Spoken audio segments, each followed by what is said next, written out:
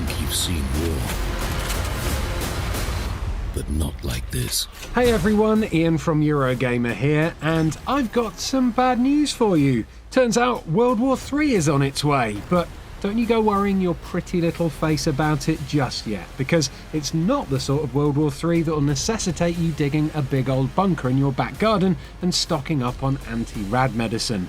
No, this World War III is a brand new competitive multiplayer shooter from the Farm 51, so that means it's actually good news.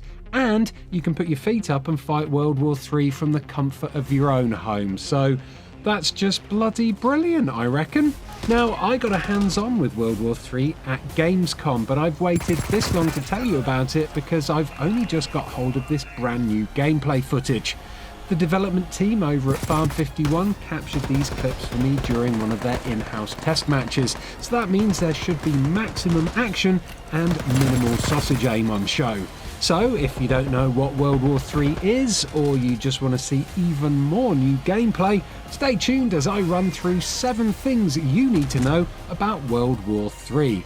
Oh, and before I crack on with that, I should just say that this video is brought to you in partnership with the Huawei Honor Play, which is nice.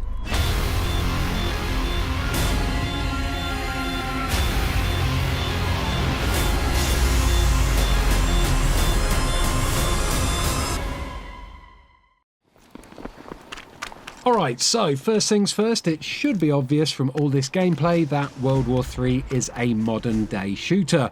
Or to be more precise, because it's set in 2026, it's a futuristic shooter with weaponry and vehicles that are heavily inspired by modern day kit. At the moment, it seems like there's plenty of space for a brand new modern day military shooter on the market, especially as the Battlefield series, a series which has heavily inspired World War III, is intent on keeping things in the past for the foreseeable.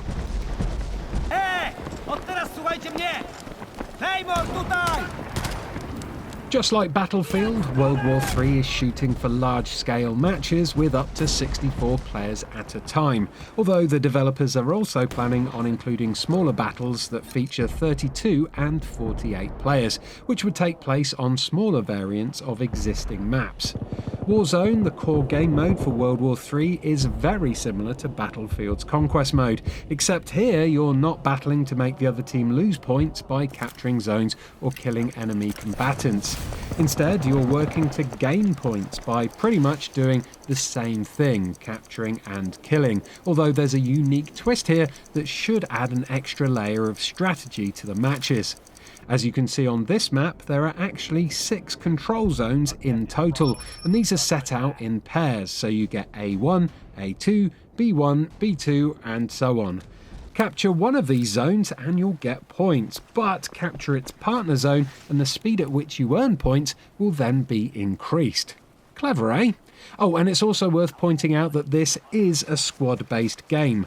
Currently, there are 5 members per squad, and the more actions you do as a squad, such as attacking targets marked by your squad leader, the more points you'll earn.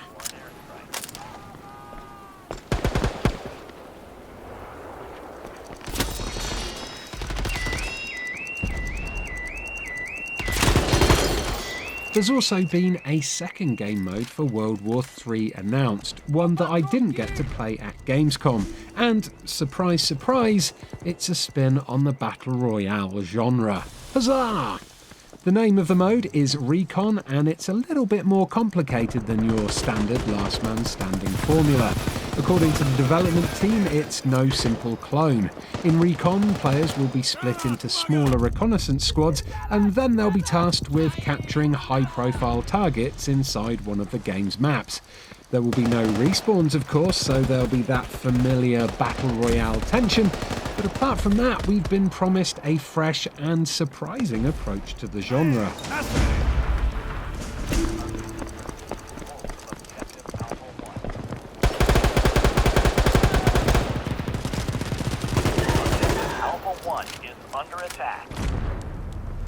The gameplay footage you're staring at right now is taken from World War III's Berlin map, and if you spot any familiar landmarks, that'll be because the developers are basing all the maps on real-life locations and taking a lot of care in making things look real.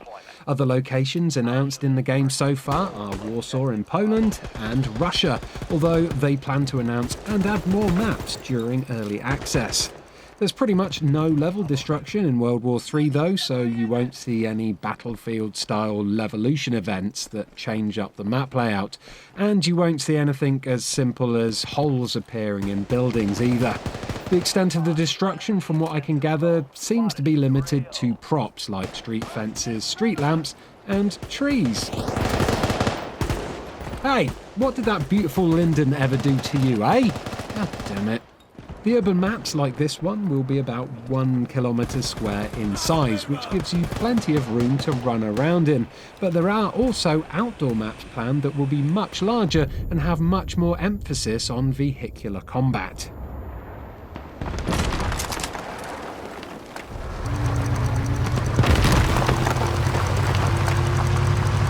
On the subject of vehicles, you can see from this gameplay that there will indeed be tanks.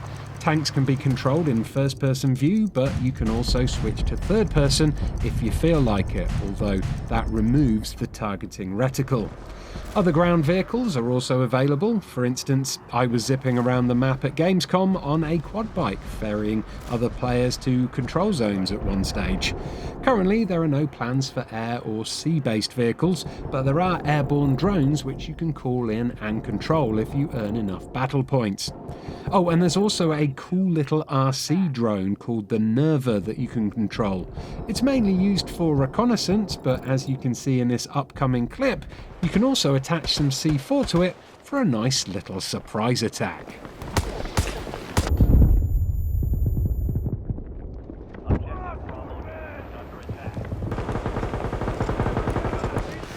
Not everything about World War III can be compared to the Battlefield series though.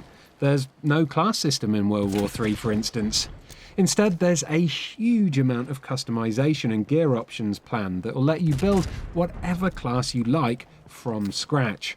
Weapons-wise, there's a ton of them, from assault rifles, SMGs, LMGs, precision sniper rifles, shotguns and pistols, through to explosive weapons like the RPG here.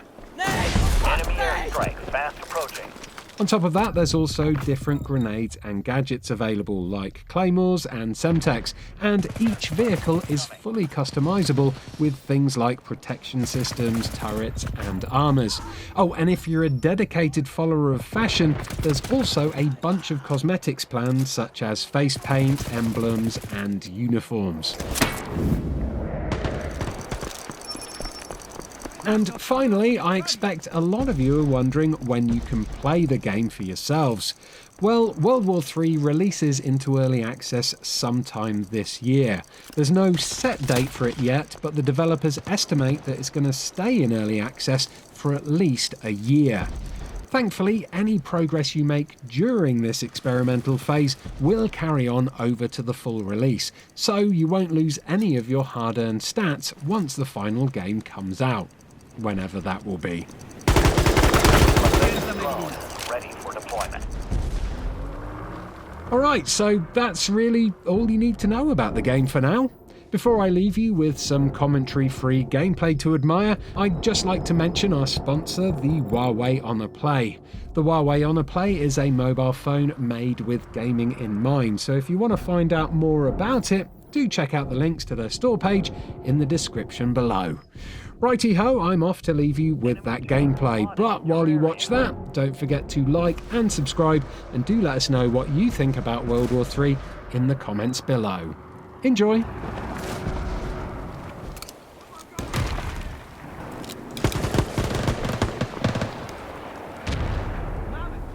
Atakować cel B1.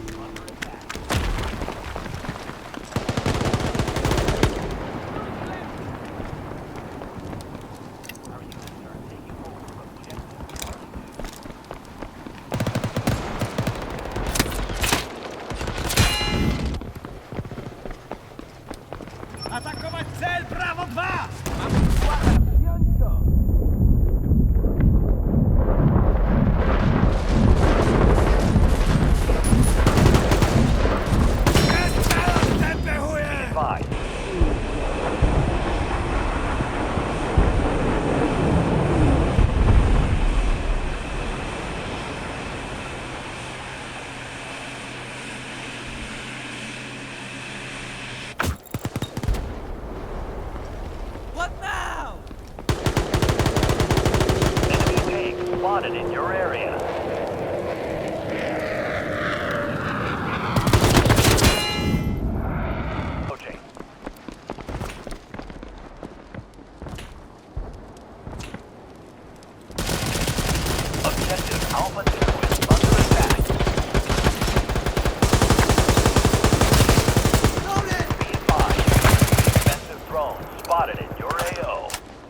Objective Charlie 2 is under attack.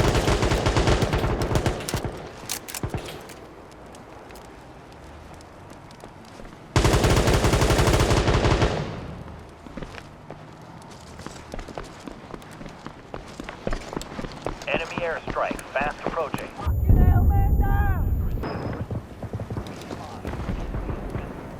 Spotted in your AO.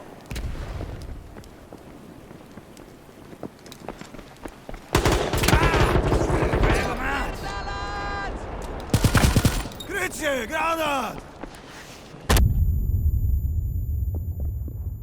Be advised, enemy offensive drone spotted in your AO.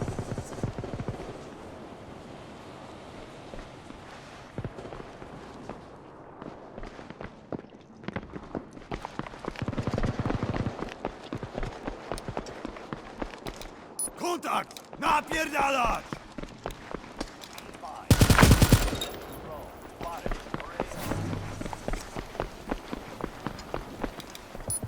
Trafiony!